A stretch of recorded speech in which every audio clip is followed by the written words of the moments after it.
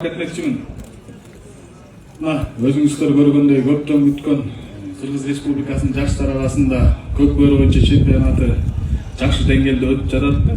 Командалардын даярдыктары бардыгы жакшы. Уюштуруу иштери да жогорку деңгээлде болду. Бардыгы күч салым кошкон инсандарга улуттук оюндар боюнча дирекцияга, Кыргыз Республикасынын көк бөрү федерациясына жана Талас областынын көк бөрү федерациянын жалпы жааматына ыраазычылык билдирем. Андан сырткары бүгүн арабызда бир киши бар.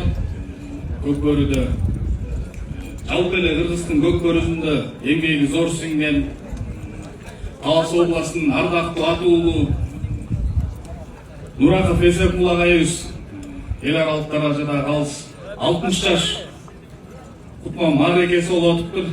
Талас элинин атынан сыйлык успар эле